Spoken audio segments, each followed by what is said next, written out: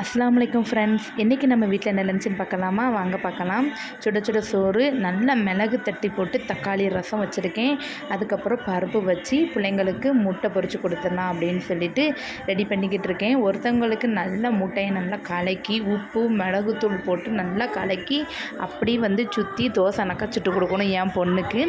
அதுக்கப்புறம் என் பையனுக்கு இந்த மாதிரி பொரிச்சா அவங்களுக்கு பிடிக்காது. முட்டையை அப்படி உடச்சி ஊற்றி மிளகுப்பொடி மிளகு பொடி உப்பு தூவி அவங்களுக்கு இந்த மாதிரி ஆம்லேட் எனக்கா போட்டு கொடுத்தா தான் பிடிக்கும். பிள்ளைகள் ஒரு வாய் சோறு சாப்பிடுறதுக்கு நம்மலாம் படுத பாடு பெரிய படம் தான் இருக்குது. இருந்தாலும் அவங்களுக்கு பிடிச்ச மாதிரி செஞ்சு கொடுத்தா தானே அவங்க சாப்பிடுவாங்க. ஏற்கனவே சரியான வெயில் அடிக்கி சம்மர் வர ஸ்டார்ட் ஆகிட்டு பிள்ளைங்க டயத்துக்கு சாப்பிடவே மாட்டேக்காங்க. காய்கறி எதுவும் வச்சு கொடுத்தாலும் வீட்டில் வச்சு சாப்பிட மாட்டேக்காங்க. ஸ்கூல்னால் பிரச்சனையே இல்லாமல் போச்சு. 1 மணிக்கெலாம் பிள்ளைங்க சாப்பிட்டு தூர போயிடுவாங்க. காய்கறி எதுவும் வச்சு கொடுத்தாலும் டீச்சர்ஸ்க்கு பயந்தாவது பிள்ளைங்க சாப்பிடுவாங்க. நம்மக்கிட்ட ரொம்ப டிமிக்கி தான் கொடுக்காங்க. அதுக்கப்புறம் என்ன பிள்ளைகளோ நான் ஒன்றா சேர்ந்து அல்ஹம்துலில்லாஹ் மத்தியானம் லஞ்சை முடிச்சாச்சு ஃப்ரெண்ட்ஸ். உங்கள் வீட்டில் என்ன லஞ்சுன்னு மறக்காமல் கமெண்ட்ஸ் பண்ணுங்கள். ஓகே, பாய்.